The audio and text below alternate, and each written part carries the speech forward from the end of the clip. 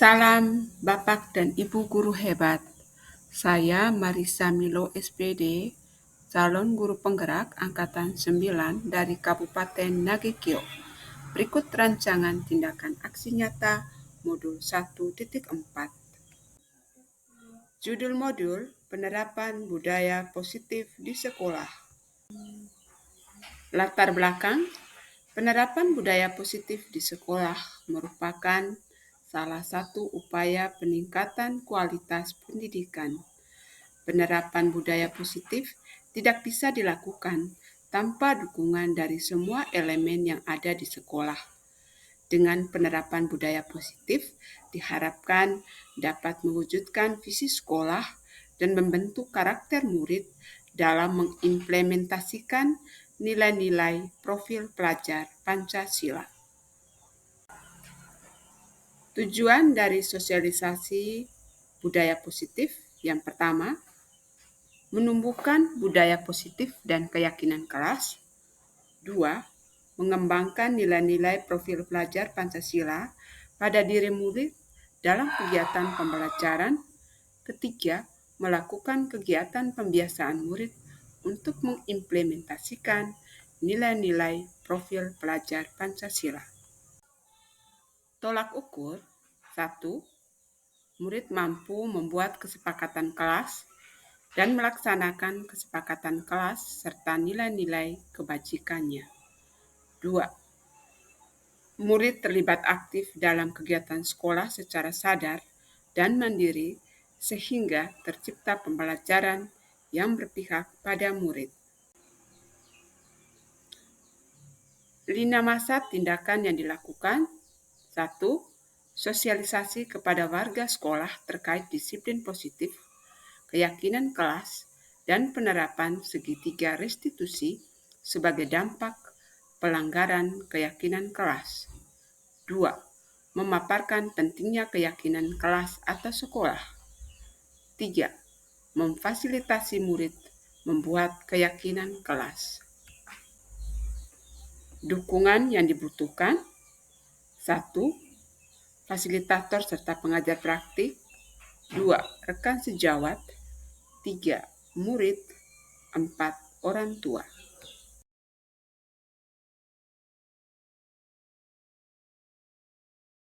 Oke.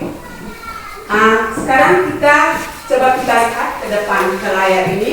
Di sini ada gambar terpapar ini, ada gambarnya Hajar Dewantara. Hajar Dewantara ini adalah bapak pendidikan kita. Kita tahu dia adalah bapak pendidikan. Di sini Bapak Hajar itu menuntun kita guru bahwa dalam pembelajaran itu kita harus menuntun anak itu sesuai dengan kodrat alam dan kodrat zaman. Artinya anak itu terlahir itu sudah ada bawaannya masing-masing. Di sekolah itu kita hanya memoles mereka. Kalau kemarin kita mengibaratkan anak itu sebagai secari kertas yang masih kosong. Ternyata yang anggapan kita itu keliru. Sebenarnya mereka itu sudah punya garis-garis samar. Kita hanya melukis itu menjadi sebuah gambaran atau catatan yang indah bagi mereka. Oke, kita lanjut. Sekarang saya coba minta pendapat Bapak Ibu. Di sini ada beberapa pernyataan. Yang pertama, hukuman apakah selama ini menurut kita hukuman itu dapat mendisiplinkan anak? Ya atau tidak? Ada yang berpendapat? Tergantung hukumannya. Hukuman itu bersifat positif atau negatif. Oke, terima kasih kepada Mama Evelyn. Hukuman itu menurut Ibu Yasi, hukuman itu tergantung positif atau negatifnya. Dia mendisiplinkan atau tidak tergantung positif atau negatifnya. Oke, kita lanjut ke pertanyaan yang kedua. Pemberian hukuman dengan hal positif seperti membaca atau membersihkan halaman sekolah dapat meningkatkan disiplin anak. Setuju atau tidak? Setuju. Setuju, tapi ada syarat. Hukuman itu berat atau ringan? Kalau membahasnya dalam hukum atau itu satu buku dia baca sampai habis, atau bersih halaman dia sendiri dalam waktu yang lama, berarti itu bukan hukuman positif. Oke. Artinya membaca itu bukan merupakan hukuman, tapi kalau mereka membaca berarti ya tidak. Oke, berarti di sini kesimpulan ada yang pro dan kontra gitu. Tergantung tadi, kalau dari Ibu Yasin tadi tergantung dari berat atau ringannya sanksi yang diberikan. Misalnya kalau membacanya itu mestinya skalanya itu tidak terlalu berat, berarti itu bukan hukuman. Tapi kalau misalnya 1 hari disuruh untuk menyelesaikan 1 buku, berarti itu suatu hukuman. Oke, kita ke pertanyaan yang ketiga. Memberi penghargaan dapat meningkatkan motivasi belajar. Ya atau tidak? Ya. Ya. Berarti semua Bapak Ibu? Ya. Oke, ada pendapat dari Bapak Ibu? Bisa ya, bisa tidak. Bisa ya, bisa tidak. Oke. Sebentar ke belakang ini nanti ada lebih menarik. Untuk jawabnya ini beberapa pertanyaan ke belakang ini kita akan mendalami lebih lanjut lagi. Oke, sebelum lanjut, di sini saya coba minta kita, Bapak Ibu semua, kita lakukan sekarang. Coba Bapak Ibu bayangkan bahwa di kepalan tangan Bapak dan Ibu ada sesuatu yang penting untuk harga diri Bapak dan Ibu, dan ada rekan lain yang membujuk dan memaksa Bapak dan Ibu untuk membuka kepalan tangan itu. Apa yang Bapak Ibu ingin lakukan? Menghindar. Ada yang lain mungkin? Dengan sekuat tenaga supaya jangan dibuka. Membuka sekuat tenaga supaya kepalan tidak terbuka. Kalau dari Ibu Mariana menghindar.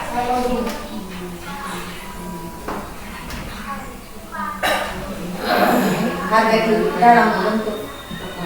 Maksudnya Ada sesuatu yang misalnya sesuatu itu penting, entah itu emas atau permata atau apa begitu, penting sekali. Sekarang di kepalan, terus orang membujuk supaya membuka, misalnya bujuk dengan cara yang keras, mau teriak, mau bagaimana? Bapak dan Ibu yang lakukan. Kalau dari saya, kalaupun itu ada yang untuk maksudnya untuk harga diri, Ya,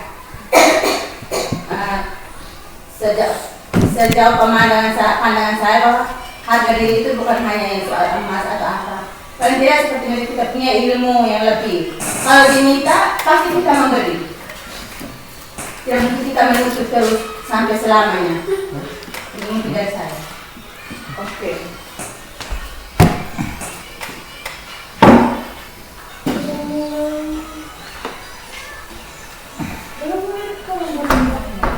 Sudah.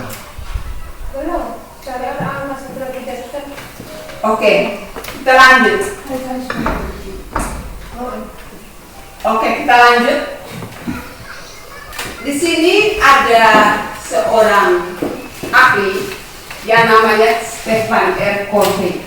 Itu dia mengatakan bahwa bila kita ingin membuat kemajuan perlahan sedikit-sedikit, ubahlah sikap atau perilaku Anda. Namun, bila Anda ingin memperbaiki cara-cara utama kita, maka kita perlu merubah kerangka acuan kita. Ubahlah bagaimana Anda melihat dunia, bagaimana Anda berpikir tentang manusia. Ubah paradigma Anda. Skema pemahaman dan penjelasan aspek-aspek tertentu tentang realistis. Ini seorang ini, ahli ini. Oke, Pak. Saya menanggapi pandangan dia. Dia menulis ketika manusia sudah masuk dalam kooptasi budaya, dalam lingkup-lingkup budaya tertentu. Itu berarti manusia sesungguhnya hidup sudah terpenjara oleh budaya-budayanya. Yang dimaksudkan si beliau itu, yaitu kembali kepada pandangan kita yang murni. Kita harus seperti anak kecil, bahwa kita harus mulai dari dasar, bahwa ketika kita memandang sesuatu itu bersih, Tak perlu harus diembel-embel dengan keharusan-keharusan agama, budaya dan apapun. Dan itulah yang membuat orang akan berseberangan ketika menyampaikan gagasan. Karena itu dia mungkin yang dimaksudkan itu kita membuka diri dalam arti membersih diri kembali kepada pandangan yang murni. Sehingga apapun yang kita katakan tentang orang lain tidak berdasarkan pemikiran kita, tapi kita berbicara menurut kondisi orang itu. Sehingga ketika kita berbicara menurut kondisi orang itu, kondisi siapapun, kondisi saya menghargai orang per orang sebagai pribadi yang unik, maka dengan sendirinya apa yang kita katakan atau apa yang kita bicarakan itu menjadi bagian dari pembicaraan orang itu. Kita tidak memaksakan apa yang ada pada diri kita. Itu maksud. Oke, terima kasih kepada Bapak Edi. Ini Bapak sudah menggambarkan lebih dalam lagi tentang seorang ahli ini. Di depan tadi itu pendapat dari Bapak tadi. Di depan tadi sebelum saya melangkah itu, tadi saya sempat mengatakan bahwa Ki Hajar Dewantara itu mau kita mendidik anak itu sesuai dengan kodrat alam dan kodrat zaman. Jadi di sini dituntut untuk kita dulu adalah kita menuntun anak, bukan menuntut anak, karena dia sudah punya bawaannya. Oke, kita lanjut ke slide yang berikutnya. Untuk lebih memperdalam lagi tentang teori tadi oleh ahli yang tadi, di sini ada beberapa perubahan paradigma teori kontrol.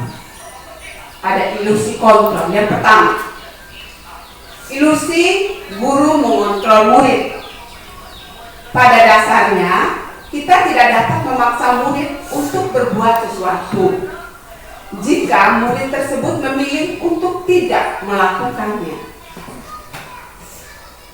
Walaupun tampaknya kita sedang mengontrol perilaku murid tersebut. Hal ini karena murid tersebut sedang menginginkan dirinya dikontrol. Saat itu, bentuk kontrol guru menjadi kebutuhan dasar yang dipilih murid tersebut. Teori kontrol menyatakan bahwa sebuah perilaku memiliki tujuan bahkan terhadap perilaku yang tidak disukai. Yang kedua, ilusi bahwa kritik dan membuat orang merasa bersalah dapat menguatkan karakter. Menggunakan titik dan rasa bersalah untuk mengontrol murid menuju pada identitas gagal. Mereka belajar untuk merasa buruk tentang diri mereka. Mereka mengembangkan dialog diri yang negatif. Kadangkala sulit bagi guru untuk mengidentifikasi bahwa mereka melakukan perilaku ini karena sering kali guru cukup menggunakan suara halus untuk menyampaikan pesan negatif. Ilusi yang keempat, ilusi bahwa semua penguatan positif, efektif, dan bermanfaat. Penguatan positif atau bujukan adalah bentuk-bentuk kontrol, sehingga usaha untuk mempengaruhi murid agar mengulangi suatu perilaku tertentu adalah suatu usaha untuk mengontrol murid tersebut. Dalam jangka waktu tertentu, kemungkinan murid tersebut akan menyadarinya dan mencoba untuk menciduk bujukan kita. Atau bisa jadi murid tersebut menjadi tergantung kepada pendapat sang guru untuk berusaha. Ilusi keempat, ilusi bahwa orang dewasa memiliki hak untuk memaksa. Banyak orang dewasa yang percaya bahwa mereka memiliki tanggung jawab untuk membuat murid-murid berbuat hal-hal tertentu. Apapun yang dilakukan dapat diterima selama ada sebuah kemajuan berdasarkan sebuah pengukuran kinerja. Pada saat itu pula orang dewasa akan menyadari bahwa perilaku memaksa tidak akan efektif untuk jangka waktu panjang dan sebuah hubungan permusuhan akan terbentuk. Itu beberapa ilusi, ada 4 ilusi tadi. Mungkin ada yang mau berpendapat tentang ilusi-ilusi tadi? Maksudnya, dalam ilusi tadi kadang-kadang kita melihat kembali ke belakang. Kadang-kadang kita memberikan hukuman kepada anak itu kadang-kadang kita berpikir bahwa yang kita lakukan itu baik. Tetapi di sini tadi salah satunya, segala yang kita lakukan itu akan membawa dia itu dampaknya panjang. Misalnya, ketika anak melakukan suatu kesalahan, ketika kita menolaknya, itu berarti kita menolak, tidak akan menyelesaikan masalah, dan ini berjangka jangka waktunya panjang, ke belakang dia akan rasakan. Misalnya dia mencuri terus kita menolak dia, kau mencuri, tidak menyelesaikan masalahnya. Nanti ke depan mentalnya dia akan terpukul, karena tidak ada yang merangkul dia untuk menyelesaikan apa sebenarnya menjadi persoalan dirinya itu. Kalau tidak ada, kita berlanjut dulu ke slide selanjutnya. Oke. Dari ilustrasi tadi ada ini namanya perubahan paradigma stimulus respon ke teori kontrol. Bisakah kita mengontrol seseorang? Kalau di stimulus respon, kita mencoba mengubah orang agar pandangan sama dengan kita. Kalau di teori kontrol, kita berusaha memahami pandangan lain tentang dunia.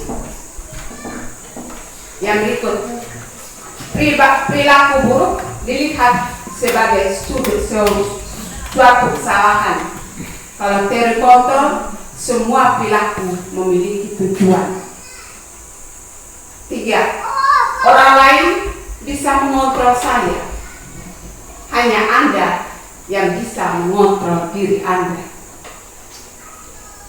Stimulus respon berikut, saya bisa mengontrol orang lain. Teori kontrol, Anda tidak dapat mengontrol orang lain. Stimulus responnya, pemaksaan ada pada saat bujukan gagal. Teori kontrol, kolaborasi, dan konsensus menciptakan pilihan-pilihan baru. Yang berikut stimulus responnya, mode berpikir menang atau kalah. Teori kontrol, mode berpikir menang-menang. Ada pendapat tentang ini sebelum kita lanjut? Tidak ada, kita lanjut.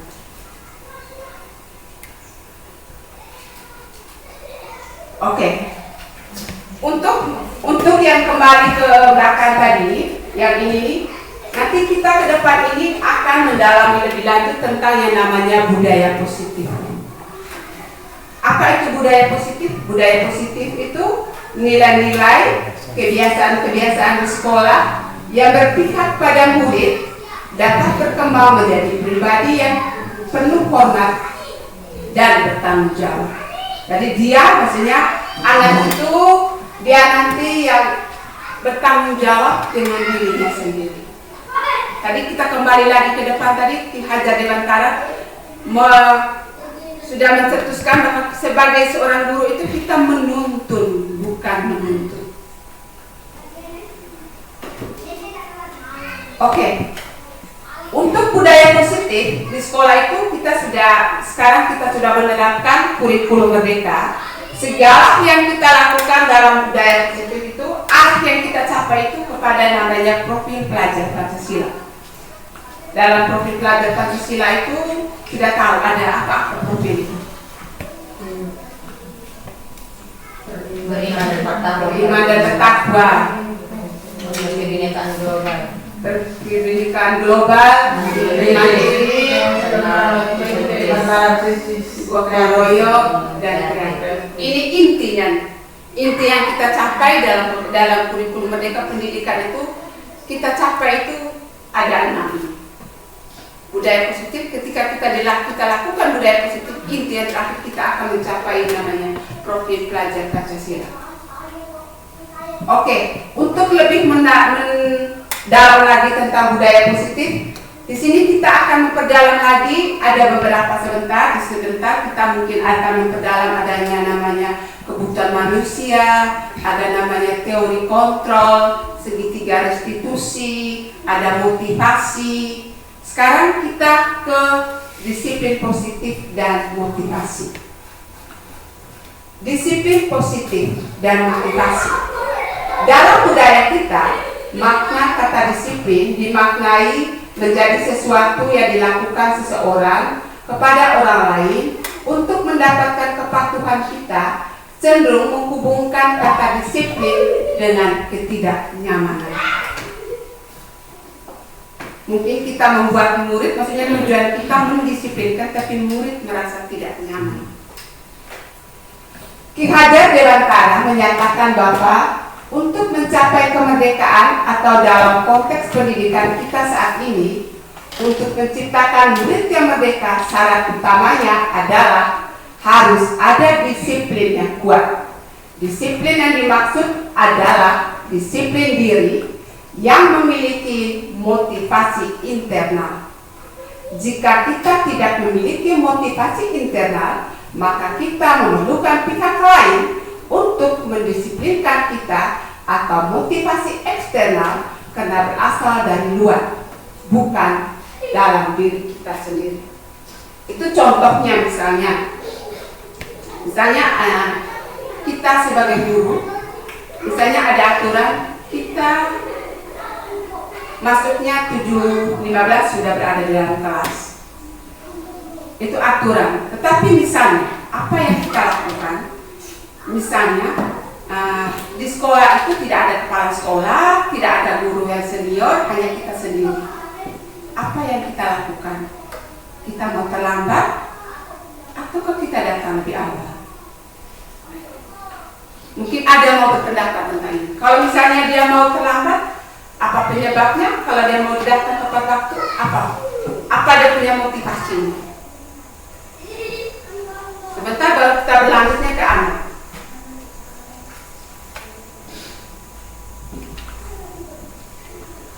Ada pendapat. Jadi motivasi internal itu motivasi yang muncul dari diri tanpa ada paksaan dari orang lain. Bukan dipaksa, tapi muncul dari diri sendiri. Mungkin ada pendapat? Oke.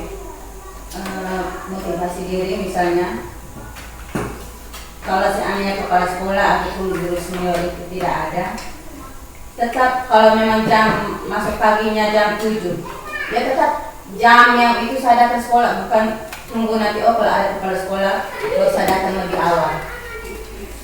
Itu berarti motivasi dari diri. Kalau tunggu ada kepala sekolah atau tunggu ada guru senior baru saya datang pagi, berarti itu motivasinya kena tertekan. Sudah. Oke, terima kasih kepada Ibu Yasin. Di sini tadi kita sudah lebih memperdalam lagi apa itu yang namanya motivasi internal dan eksternal. Di sini nanti ke belakangnya kita lebih memperdalam lagi untuk anak itu kita mau menumbuhkan motivasi itu. Motivasi itu harus motivasi internal, bukan eksternal. Eksternal termasuk motivasi yang mungkin paksaan dari kita guru ataukah mengikuti aturan yang sudah dibuat. Oke, Pak. Baik, motivasi internal itu yang kita buat bukan karena apa kita mau, karena kita mau, bukan kita mau karena orang lain. Kalau kita mau karena orang lain itu namanya motivasi paksaan. Ya, Ibu Yasin bilang ini apa karena ditekan, itu karena paksaan, ada paksaan dari pihak luar. Kalau dari diri sendiri berarti saya mau karena saya ingin berhasil mencapai tujuan itu harus dari diri sendiri, itu satu. Lalu yang kedua, ketika saya mau untuk berhasil, saya tidak lagi harus mendidik orang untuk mengikut saya, dan dengan sendirinya orang belajar dari perbuatan kita. Orang lihat kita bukan karena kita bicara, tapi orang lihat karena kita buat, dan dengan sendirinya orang lain akan juga termotivasi untuk mendisiplinkan diri dengan sendirinya, karena dia lihat keberhasilan orang itu bisa menahan diri berbicara, menahan diri melakukan tindakan kekerasan itu dengan sendirinya. Kesabaran, kerendahan hati itu menjadi motivasi utama yang harus tumbuh dalam diri kita, dan dengan sendirinya kita tidak perlu mendidik siapa-siapa. Dan semua orang akan dengan sendirinya tergerak untuk mendisiplinkan diri sendiri. Dan ketika semua orang bisa mendisiplinkan sendiri tak perlu ada aturan suatu saat, karena aturan itu sudah menjadi bagian dari diri kita. Itu maksud pendisiplinan diri. Terima kasih. Oke, terima kasih kepada Bapak Edi. Ini tadi sudah memperdalam lagi pemahaman kita tentang motivasi internal dan eksternal. Yang diharapkan kalau kita sebagai pendidik, yang diharapkan adalah segala yang kita lakukan itu memerdekakan siswa. Tapi kalau untuk kita guru, kita memerdekakan diri kita sendiri, melakukan sesuatu bukan karena dipaksa, tapi muncul dari diri sendiri. Kalau kita misalnya kita hanya mengikuti aturan atau dipaksa, berarti kita itu belum merdeka untuk diri kita sendiri. Oke, untuk memperdalam tadi kita sudah yang motivasi internal eksternal. Sekarang kita coba mendalami lagi. Di sini ada 3 motivasi perilaku manusia. Ini berlaku untuk kita, tapi kita sebagai guru kita skalanya kita berpikir sekarang untuk anak. Ada 3 motivasi perilaku manusia. Yang pertama, untuk menghindari ketidaknyamanan atau hukuman. Tujuan untuk menghindari permasalahan yang berpengaruh pada fisik, psikologi, maupun tidak terpenuhinya kebutuhan mereka. Bila mereka tidak melakukan sesuatu tindakan tersebut, motivasi ini bersifat eksternal. Maksudnya motivasi yang untuk pertama ini, motivasi biasanya munculnya paksaan dari luar. Contoh nih, misalnya ketika anak terlambat, kita suruh dia misalnya engkau berlutut, tetapi anak itu lari. Itu salah satunya. Dia itu lakukan itu untuk menghindari itu. Ketika dia lari, tujuannya dia adalah untuk menghindari ketidaknyamanan atau hukuman. Ataukah misalnya dalam kelas, ketika misalnya kita berikan tugas terus ketika disuruh untuk misalnya sebentar nanti kita kerja ini, nanti nilainya yang kurang, jangan istirahat ya. Mungkin saja setelah itu mungkin muncul dari diri saya pusing ibu, saya pulang. Itu salah satu motivasi dari diri, karena dia menghindari ketidaknyamanan atau hukuman. Itu motivasi yang pertama. Motivasi yang kedua, untuk mendapatkan imbalan atau penghargaan dari orang lain. Orang dengan motivasi ini akan bertanya, apa yang saya dapat apabila saya melakukannya? Ini misalnya dalam kelas, misalnya kita menyediakan sesuatu misalnya, ayo cepat. Kalau orang yang cepat nanti dia dapat ini. Itu motivasi yang kedua.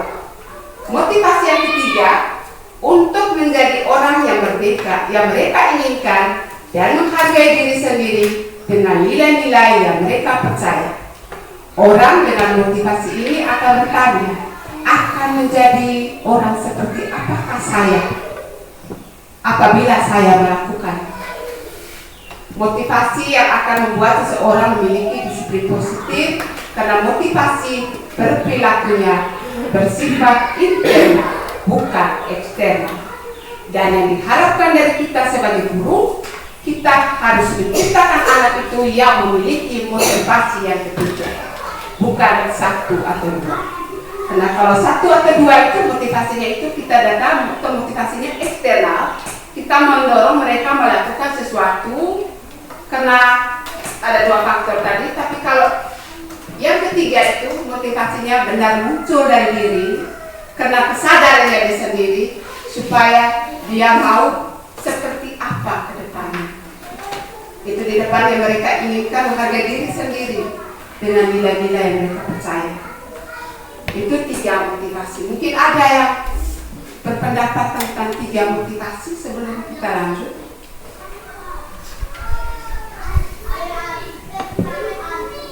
Kalau tidak ada, kita lanjut. Ada Bapak? Pak Anton? Lanjut. Mami? Oh Bapak ini. Baik, ini omong tentang motivasi oke. Tapi motivasi dalam diri itu tidak akan mudah berkembang kalau tanpa shock. Harus ada shock terapi, dan shock itu tidak mungkin muncul dari dalam. Shock biasanya asal dari luar, dan itu menjadi sebuah, orang bilang, batu loncatan atau batu apa? Batu pijakan atau batu loncatan. Batu loncatan kalau motivasi yang berasal dari luar itu dia itu tidak terlalu besar berpengaruh terhadap perkembangan diri seseorang. Tapi kalau mau butuh loncatan, sudah pasti kejutan itu membangkitkan gelombang perjuangan dalam diri untuk bisa meraih sesuatu. Contoh, kita seorang pengendara bermotor,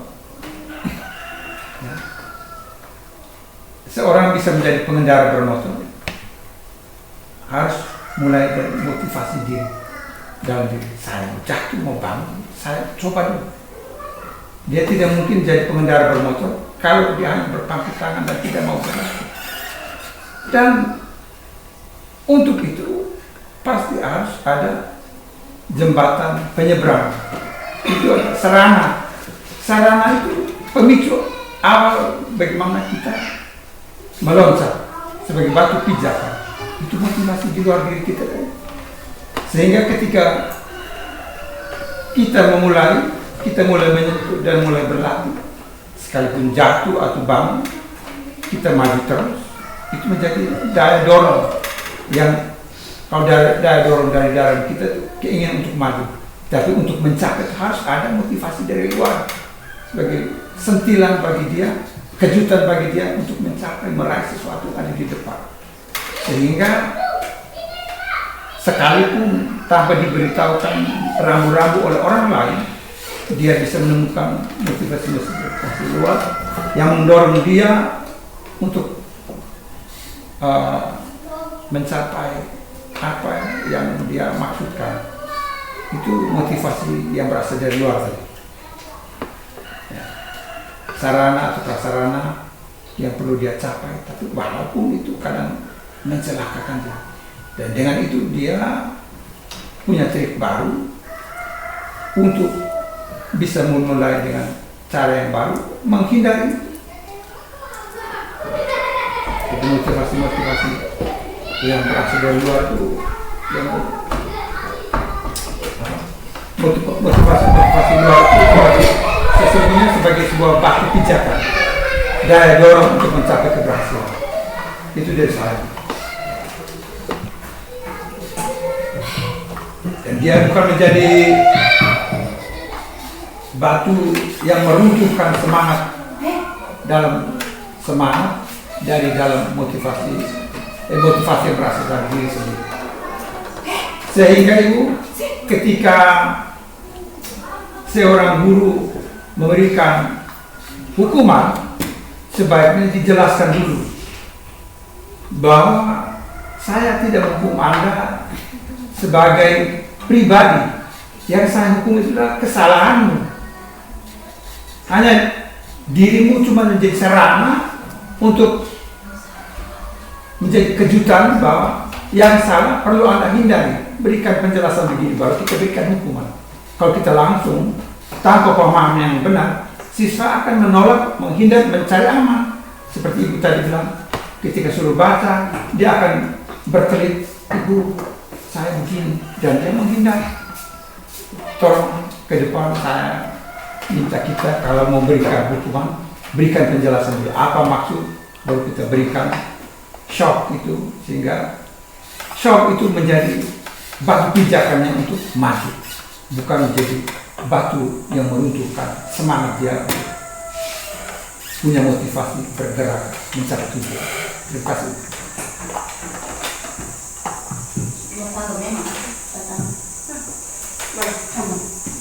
Baik, saya penjelasan tadi ada 3 motivasi itu. Bapak Ibu guru diharapkan menerapkan demotivasi yang ketiga. Namun dari saya masih sependapat dengan Bapak Edi. Misalnya kan selama ini kita biasanya praktek di kelas. Apakah apresiasi yang kita berikan ke siswa seperti jempol, tepukan tangan itu tidak dibolehkan karena itu salah satu bentuk motivasi. Terus kalaupun kita tidak boleh memberikan imbalan atau penghargaan seperti itu untuk siswa.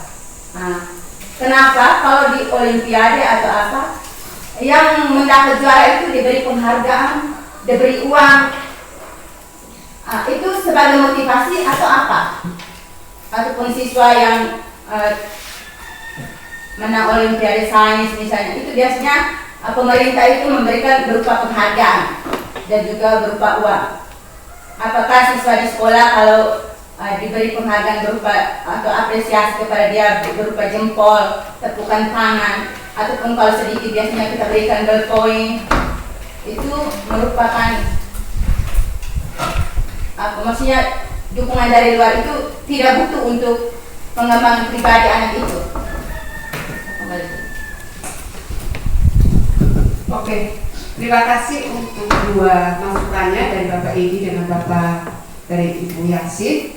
Yang pertama dari Bapak Edi tadi, apa artinya hukuman itu merupakan batu loncatan.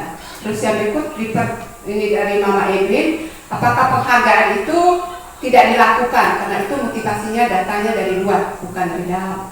Sekarang ke belakangnya ini nanti kita akan memperdalam lagi. Ada yang namanya penghargaan, itu ada yang ada nilai positif dan ada nilai negatifnya.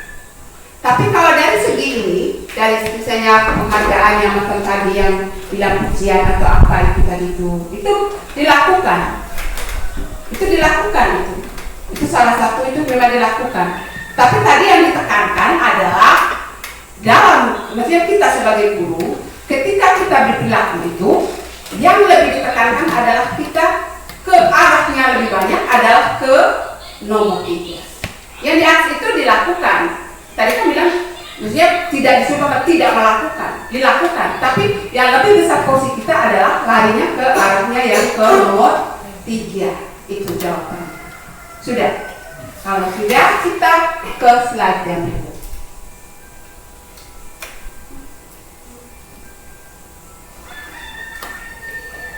Oke, di sini ada kasus. Oh, Ibu saran tentang nomor 3 itu ada hal yang menurut saya kita tidak bisa serta-merta memberikan pujian kepada semua siswa menurut yang kita mau. Karena begini, tidak semua siswa membutuhkan apresiasi berupa pujian atau pemberian hadiah. Ada siswa tertentu yang kalau dihargai dia lebih suka. Itu pun fast. Saya ambil contoh. Ini saya ambil pelajaran dari Bapak. Dia bertanya kepada anaknya, "Man, kamu mau pilih jadi apa?" "Saya mau menjadi polisi." Lalu ketika mau jadi polisi, ternyata jalannya sudah tidak benar. Ketika tes masuk institusi ini dulu masih kotor dan berusaha dengan cara tertentu, cara kotor, menggunakan duit untuk memuluskan jalan. Akhirnya sama Bapak tidak bisa. Kita jangan membiasakan cara-cara yang tidak benar ini dalam diri anak-anak kita. Ketika dia masuk dalam institusi Polri, penegak hukum harus betul-betul menegakkan hukum secara murni. Ini kita mau dukung anak-anak kita ke depan jadi Polri yang berkualitas, bukan Polri abal-abal. Ketika kita suruh buat ini kita buat. Berdialog dengan kita begitu-begitu saja. Karena apa? Kapasitas mereka dan kualitas kepribadian mereka tidak menunjang. Dan Bapak tidak boleh. Lebih baik suruh dia kuliah di luar. Akhirnya kami setuju dia kuliah di luar. Dan ternyata dia tidak bisa keluar dari jalan yang salah. Dan akhirnya dia kuliah begitu-begitu saja dan tidak selesai. Lalu bapak bilang, Ma, saya mau kau bisa mengembangkan potensi yang ada dalam diri. Tapi kalau tidak bisa, bapak beritahu batasan waktu. Karena waktu dia masih semester 4, saya target kau 4 tahun. Kalau lebih dari 4 tahun tidak habis, stop. Dana dari bapak tidak, bapak tidak salurkan. Dan akhirnya, hasil akhirnya, dia menjadi produk yang gagal. Produk yang gagal. Karena dia terbiasa di jalur yang salah, dia mau salah terus.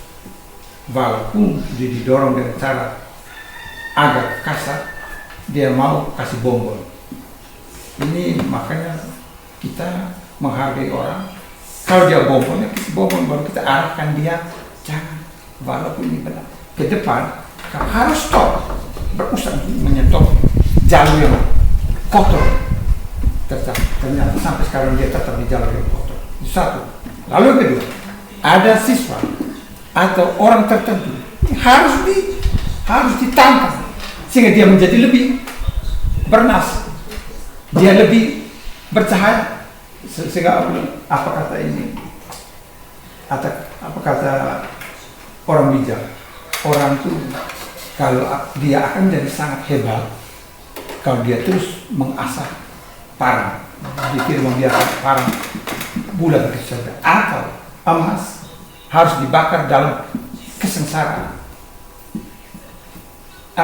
Rasa tidak puas, dia berjuang untuk keluar dengan sendiri segala kemampuan, diupayakan sampai bisa. Atau macam kami yang sudah tahu IT, walaupun tiap hari saya bilang, kami dulu biar ujian skripsi pakai tulis tangan, nanti final baru kami minta orang lain ketik. Oh itu bisa. Saya bilang, Pak, biarlah dia berjalan pelan. Tereliminasi kami yang tidak tahu dengan sendirinya, dengan masa kami akan tereliminasi. Mereka jadi bawa belajar, ya belajar. Kami dengan cara ternyata itu menjadi pelecut. Kami mau belajar ini manual. Akhirnya saya bisa belajar lektor. Itu karena tantangan. Terima kasih. Oke. Tadi lebih diperdalam lagi tentang penghargaan. Nanti untuk penghargaan ini ke belakang nanti, atau kita kalau mau cari untuk lebih jauh lagi, kita bisa cari-cari di Google. Itu namanya penghargaan itu bisa memerdekakan dan bisa menghukum. Bisa saja anak ingin mendapat penghargaan itu bisa saja melakukan hal yang negatif hanya untuk mendapat penghargaan. Makanya tekankan tadi kita diarahkan untuk ke nomor 3. Oke, sekarang ke ini. Di sini ada kasus. IPA kurang menguasai pelajaran matematika sehingga pada saat pelajaran tersebut berlangsung, dia lebih banyak diam diri atau menggambar di buku pelajarannya.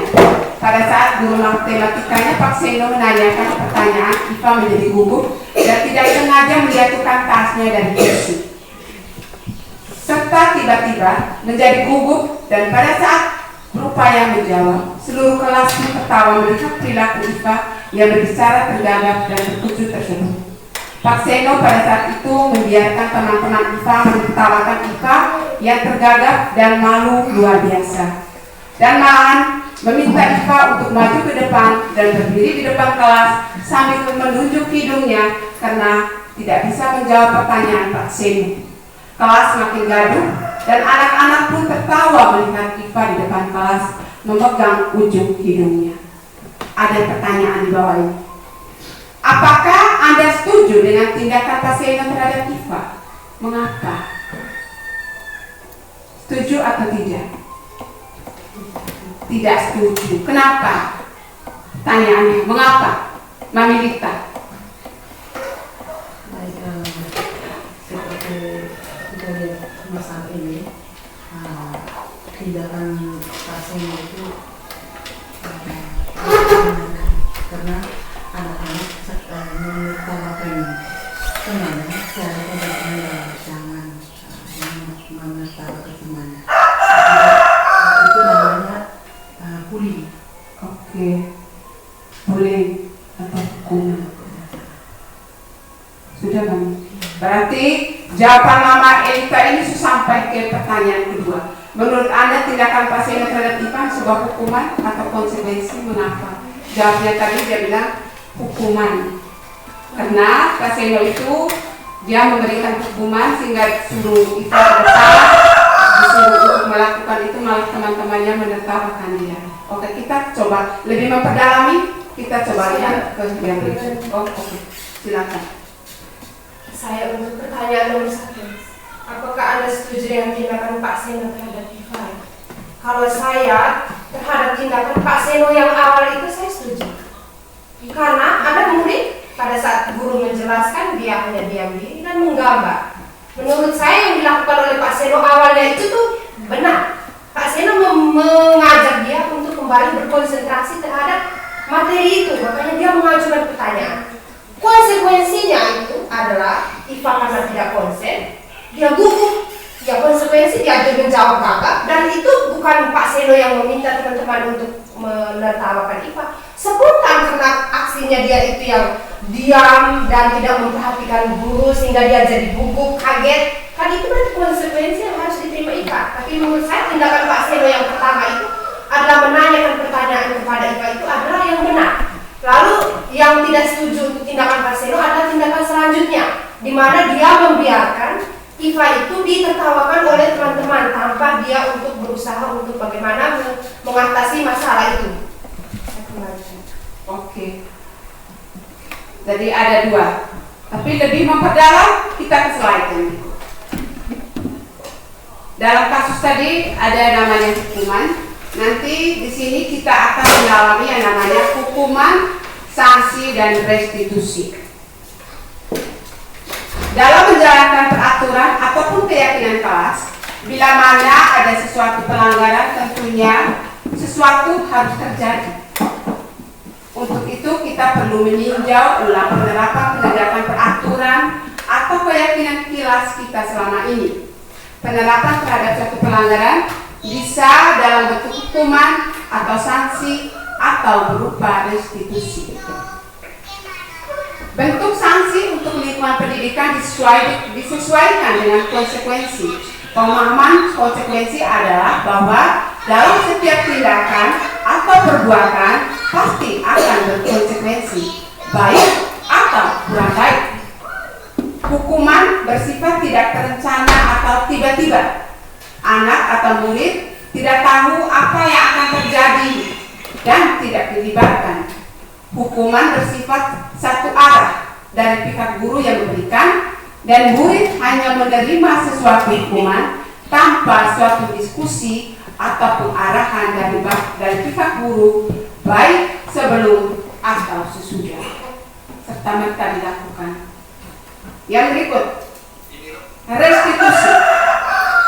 Restitusi adalah proses menciptakan kondisi bagi murid untuk memperbaiki kesalahan mereka sehingga mereka bisa kembali kepada kelompok mereka dengan karakter yang lebih kuat.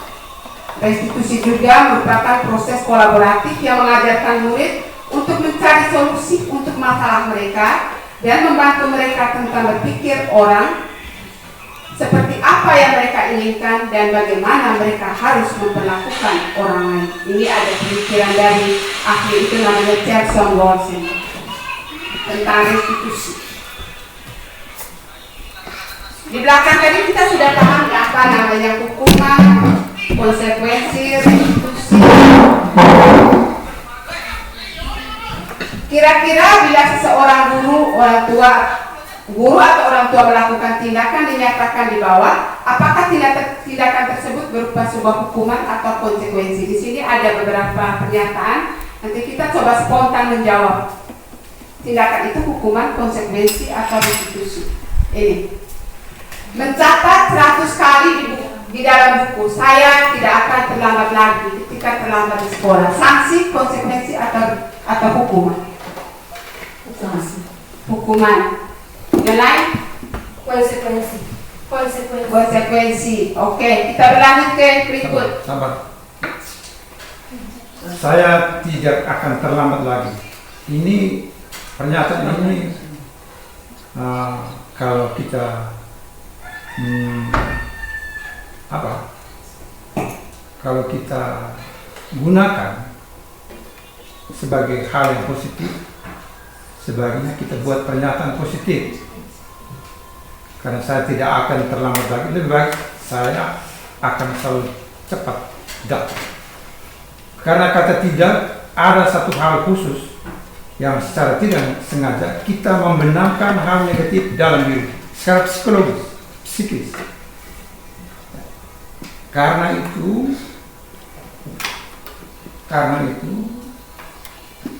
dengan sendirinya kita tidak akan, karena terlambat itu tidak perlu ada frasa berikut. Maka sebaiknya kita gunakan kalimat positif. Sudah. Oke. Bapak sudah lebih mengarah. Kita mau ke belakang sudah ini. Karena ini Bapak yang nanti sebentar penjelasan sebentar, kita mengarah ke yang Bapak maksudkan. Nah, lalu yang kedua tadi soal penyampaian dulu itu spontanitas, bukan karena dia sengaja, atau juga bisa sengaja. Mengapa dia buat? Guru tahu bahwa orang bilang kalau ada asap pasti ada api. Kalau ada sesuatu yang ini, ada yang menggerakkan, ada sesuatu tergerak karena ada yang menggerakkan. Dan itu sebenarnya sebuah lingkaran di mana sebuah kejutan proses bahwa dengan dirinya kita tidak mengecilkan anak itu sekalipun ditelanjangi, sekalipun ditertawakan. Dan dengan diri, setelah itu di akhir bukan, Pak Guru tadi tidak sedang mengecilkan peran Anda, tapi sedang membuat Anda jadi orang besar. Karena menjadi orang besar harus lebih banyak bertabrakan dengan banyak masalah. Dan ketika kita berhadapan dengan semakin banyak persoalan, semakin banyak tekanan, orang itu akan semakin kebal menghadapi hal yang buruk. Dan dia bisa mencari solusi. Itu. Terima kasih. Oke. Sebentar kita lebih memperdalam lagi. Kita lanjut ke slide yang berikut. Lari mengelilingi lapangan basket 2 kali karena terlambat hadir di sekolah. Hukuman, sanksi, atau konsekuensi? Hukuman. Ya. Apa? Hukuman. Oke, kita ke slide yang berikut. Membersihkan coretan meja yang dibuatnya di meja tulis. Ketika anak melakukan, disuruh membersihkan. Hukuman, sanksi, atau konsekuensi? Konsekuensi. Mendidik. Yang berikut, mengganti kertas sudah teman yang telah dicoret-coret. Apa ini? Pak Emu. Sebab akibat, Konsekuensi. Berikut, membersihkan tumpahan air di meja tulis karena tersenggol pada saat belajar. Konsekuensi. Ada sebab akibat. Oke.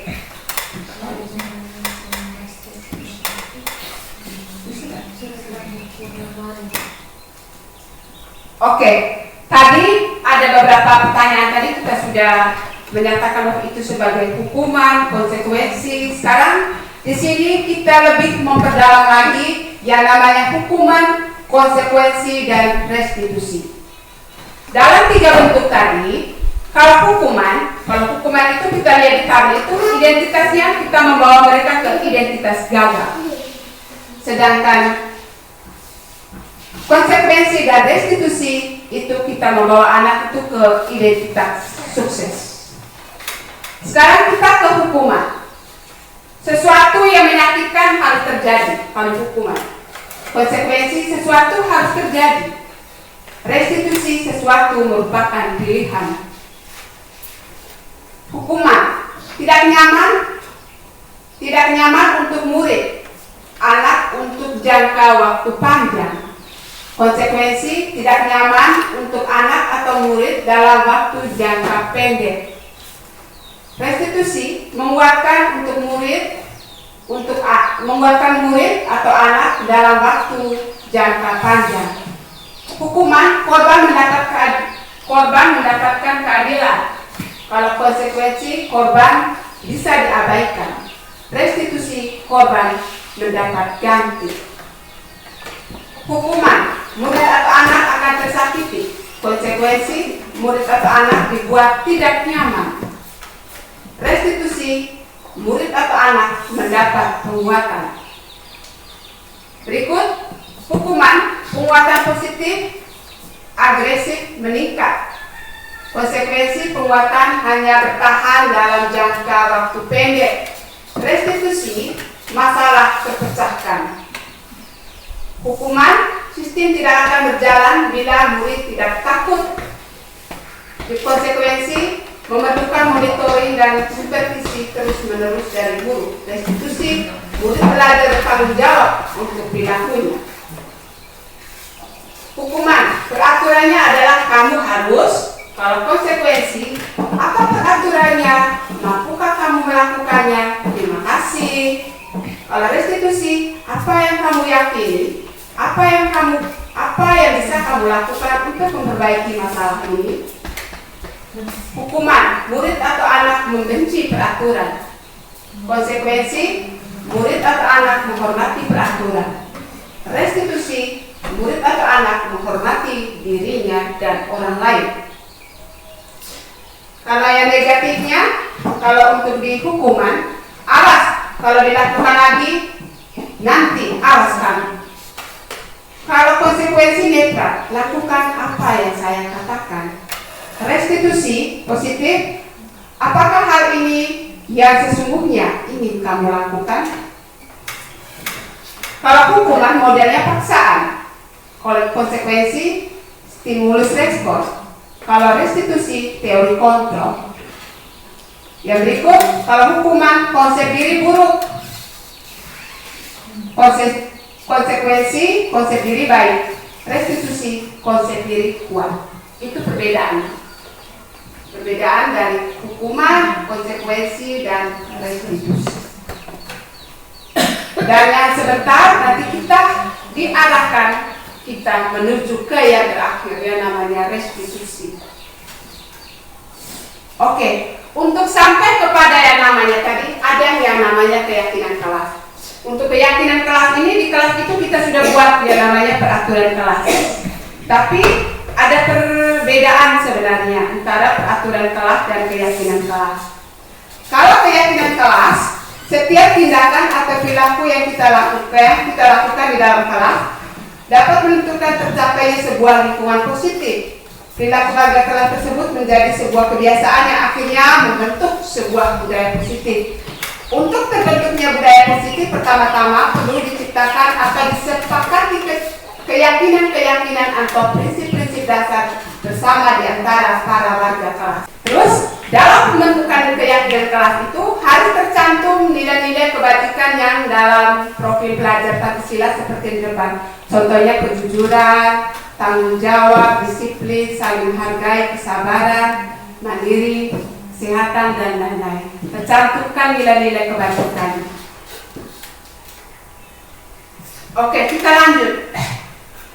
Di belakang tadi kita sudah mendalami apa yang namanya hukuman, restitusi, konsekuensi. Sebagai manusia, biasanya ketika kita melakukan sesuatu itu intinya adalah kita ingin untuk memenuhi namanya kebutuhan. Begitu juga anak. Ada satu ahli itu namanya Abraham Maslow dalam teori hierarki kebutuhan Maslow. Pada hakikatnya setiap manusia itu memiliki kebutuhan dasar yang harus dipenuhi agar kehidupan dapat berjalan dengan baik. Ada 5 kebutuhan. Yang pertama, kebutuhan bertahan hidup. Kedua, kebutuhan cinta dan kasih sayang. 3, kebutuhan pemuasaan. 4, kebutuhan kebebasan, kebutuhan akan pilihan. Yang kelima, kesenangan, kebutuhan untuk merasa senang. Ini saya yakin dalam keseharian kita dengan anak-anak kita jumpai mereka tuh ada beragam kebutuhannya. Dan ini yang diharapkan dari kita adalah kita sebagai guru kita harus benar-benar memahami kebutuhan setiap peserta didik. Mungkin saja dia melakukan sesuatu itu karena alasan dia ingin memenuhi 5 kebutuhan. Contoh mungkin misalnya dalam kelas teman datang bilang, oh makanan saya ini hilang, siapa yang ambil si dia? Jangan serta-merta kita marah, coba kita menelusuri. Mungkin saja dia itu ingin memenuhi kebutuhan untuk bertahan hidup, mungkin dia lapar. Jadi kita harus benar-benar memahami kebutuhan mereka. Tujuan dasar kelima, kesenangan bukan, harus kebahagiaan. Karena begini, kesenangan itu dia itu terpenuhi dalam rentang waktu yang sementara, tapi kebahagiaan itu dia berlangsung selama hidup kita. Contoh, ketika seorang anak mendapat hadiah dari bapaknya, sepatu baru, dia merasa senang. Itu kesenangan, bukan aku senang. Tetapi setelah beberapa waktu, sepatu itu sudah, biasanya manusia itu tidak menghindarkan diri, tidak bisa terhindar dari sikap bosan. Ketika barang itu sudah 1-2 hari dia pakai, kesenangan berkurang. Maka kita cari kebahagiaan. Lalu kebahagiaan yang kita dorong ke siswa, semakin banyak mereka berbuat kebajikan. Karena kebajikan yang kita penuhi setiap saat akan membuat itu dirinya menjadi bahagia dan itu bertahan. Ketika seseorang memberi sesuatu kepada orang lain terima dengan senang hati, dengan kegembiraan, kebahagiaan itu muncul. Dia akan membentuk namanya pola. Kita kembali ke asas, kasih sayang akan hidup di dalam diri. Itu. Jadi bukan kesenangan, pakailah itu kebahagiaan. Oke, terima kasih Bapak. Untuk poin 5, kesenangan dan kebahagiaan. Kebahagiaan itu maksudnya tidak sesaat, tetapi sepanjang Hidup. dia hidup. Oke, kita berlanjut ke itu. Oke, kalau tadi kita sudah mengetahui tentang 5 kebutuhan hidup manusia, sekarang di sini kita akan memperdalam lagi yang namanya 5 posisi kontrol guru. Sebagai guru itu kita ada 5 posisi kontrol. Yang pertama, posisi penghukum. Seorang penghukum biasanya menggunakan hukuman fisik maupun verbal. Orang-orang yang menjalankan posisi penghukum senantiasa mengatakan bahwa sekolah memerlukan sistem atau alat yang dapat lebih menekan murid-murid lebih dalam lagi. Ketika mereka sudah salah, harus ditekan. Itu posisi penghukum. Misalnya, ketika mereka matematikanya misalnya mereka sudah salah, sudah bebal di otak, kita bilang, mari kau yang salah. Misalnya kita cubit atau itu di sini posisi. Ketika mereka ini kita lebih menekan mereka lebih dalam. Itu posisi pertama. Posisi kedua, membuat orang merasa bersalah. Pada posisi ini biasanya orang akan bersuara lebih lembut. Membuat orang merasa bersalah akan menggunakan keheningan yang membuat orang lain merasa tidak nyaman, bersalah atau rendah diri. Misalnya ketika anak ini itu kita tuh buat mereka tidak nyaman, bersalah, misalnya dia kau begini, saya nanti begini itu posisi kedua. Ketiga, teman. Guru pada posisi ini tidak akan menyakiti murid, namun akan tetap berupaya mengontrol murid melalui persuasi. Posisi teman pada guru bisa negatif, bisa positif. Yang berikut, posisi yang keempat, monitor atau pemantau. Monitor berarti mengawasi. Pada saat kita mengawasi, kita bertanggung jawab atas perilaku orang-orang yang kita awasi. Posisi pemantau berdasarkan pada peraturan-peraturan atau konsekuensi. Misalnya anak itu, kita sudah buat ini peraturan toh, kenapa kau tidak itu? Kita pada posisinya pemantau. Yang terakhir itu berdasarkan peraturan-peraturan atau konsekuensi. Yang terakhir, posisi kelima, manajer adalah posisi mentor di mana guru berbuat sesuatu bersama dengan murid, mempersilahkan murid mempertanggungjawabkan perilakunya, mendukung murid agar dapat menemukan solusi atas masalahnya sendiri. Ini posisi yang kelima, manajer. Dan yang diharapkan dari kita sebagai guru adalah kita berada pada posisi yang kelima. manajer. Tadi di depan kita sudah tahu ada 5 posisi. Coba di sini ada ini. Coba yang ini. Ada ini di depan ini bilang kalimatnya, ayo segera selesaikan tugasnya. Nanti ibu dimarah oleh kepala sekolah. Kalau kalimat ini diungkapkan guru, kira-kira ini posisi yang mana? Posisi kontrol yang mana? Yang keempat, membuat orang merasa bersalah. Membuat orang merasa bersalah. Oke. Dan mungkin ini termasuk saya, kadang-kadang saya juga seperti itu. Saya dalam refleksi kemarin ketika ditanya saya jawabnya seperti itu. Yang sering saya lakukan posisi adalah posisi saya yang sering posisi merasa bersalah. Dan tadi lebih ditekankan kita harus berada pada posisi yang ke-5, manajer. Oke. Untuk lebih pada yang tadi tadi ditekankan bahwa kita lebih pada posisi yang ke-5, ada yang harus kita lakukan sebagai guru itu ada yang namanya segitiga restitusi. Kalau kita mau buat diri kita itu, kita menempatkan posisi kita itu pada posisi yang ke-5. Ada namanya segitiga restitusi. Segitiga restitusi ini ada 3 tahap yang harus dilakukan. Ini berdasarkan teori kontrol. Tahap yang pertama ada namanya menstabilkan identitas. Kedua, validasi tindakan yang salah. 3, menanyakan keyakinan.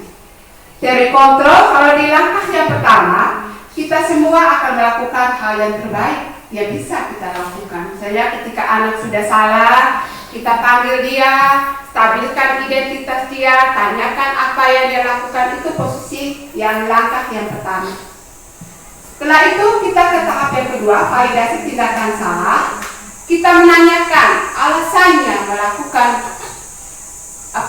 pelanggaran yang sudah dia lakukan. Kita tanya alasannya. Alasannya kita kembali lagi ke belakang, ada motivasinya tadi yang kita sudah pelajari di belakang. Kita mencari tahu. Kalau sudah mencari tahu, kita ke tahap 3, menanyakan keyakinan. Keyakinan yang kita buat ini, kita harus dari anak sendiri, bukan dari kita guru. Kita semua memiliki motivasi internal dari anak, bukan daripada kita guru. Kita meminta guru untuk berpendapat untuk memperbaiki dirinya atas kesalahan yang sudah dia lakukan. Ini yang namanya segitiga restitusi. Ada menstabilkan identitas. Itu ada beberapa kalimat itu. Misalnya kita ketika anak melakukan kesalahan, kita bisa saja kita bilang setiap orang pasti pernah melakukan kesalahan. Ibu juga pernah bersalah. Itu yang pertama. Atau kamu bukan satu-satunya yang pernah melakukan ini. Mungkin ada orang lain. Stabilkan dulu identitas. Setelah itu, ke validasi tindakan salah. Mungkin pertanyaannya bisa kita gunakan, apakah cara yang lebih efektif untuk mendapatkan apa yang kamu butuhkan? Kamu tentu punya alasan mengapa kamu melakukan ini. Validasi tindakan yang salah. Keyakinan kelas. Keyakinan kelas apa yang telah kita sepakati? Kita kembali menanyakan pada mereka peraturan yang sudah kita buat. Kamu ingin menjadi orang seperti apa? Setelah itu, kalau sudah ini kita menanyakan keyakinan kelas sudah, kita yang terakhir harus memberikan penguatan kepada mereka untuk berlaku positif atau memperbaiki diri. Di sini ada kasus. Silakan butuh baca mungkin atau dicermati sendiri, bisa dicermati sendiri.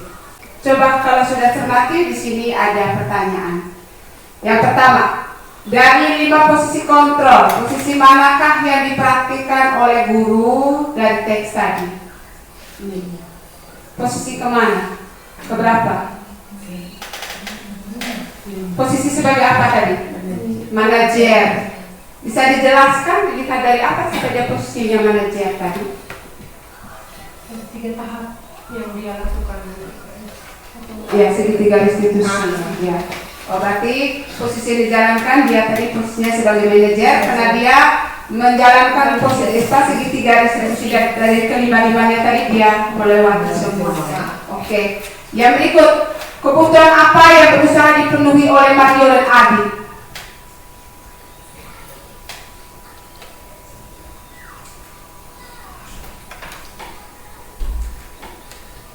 Tadi ada cerita tadi mereka lempar.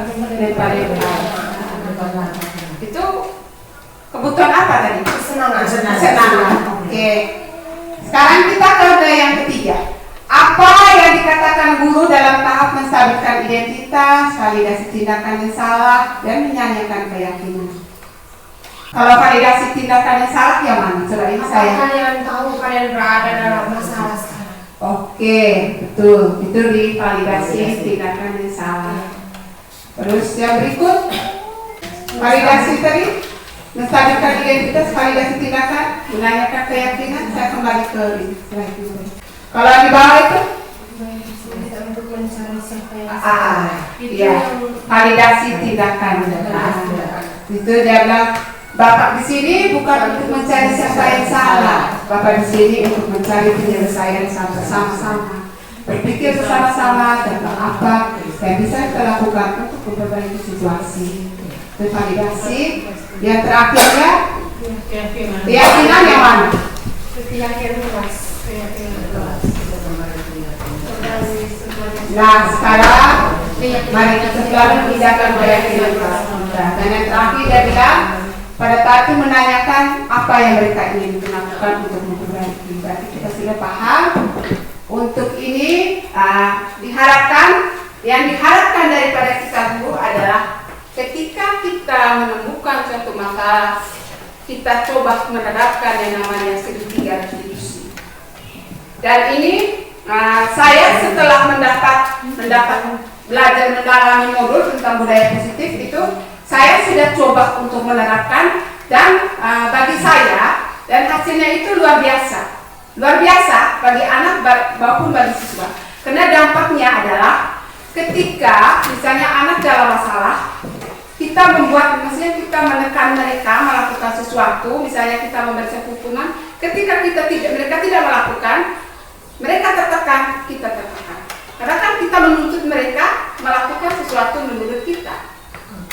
Tapi kalau kita menerapkan segitiga restitusi adalah kita sama-sama aman. Misalnya anak ketika ada masalah di sekolah, ketika mereka pulang, mereka aman, kita aman. Tapi kalau seandainya mungkin kita memberikan hukuman, ketika mereka pulang, mereka sakit, kita juga beban. Jadi maksudnya saya mungkin kembali ke diri saya.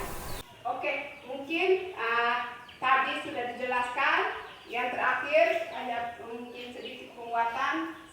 Tadi sudah disampaikan bahwa bisa ada masalah, kita coba menerapkan. Yang berikut, sebagai guru kita dituntut untuk memahami setiap kebutuhan siswa kita dalam kelas. Yang berikut, memahami juga mereka punya kebutuhan-kebutuhan. Hanya ini mungkin. Terima kasih atas kebersamaan kita, untuk kesempatan yang diberikan, oleh Ibu Wakasek, teman-teman guru sekalian. Terima kasih. Untuk lebih memperdalam, misalnya jika membutuhkan untuk keyakinan kelas, saya siap berbagi. Untuk di sini saya sudah terapkan baru di kelas 6, tetapi misalnya kalau di kelas lain ingin membuat keyakinan kelas, saya bersedia untuk berbagi untuk membuat keyakinan kelas. Terima kasih. Selamat siang untuk kita semua.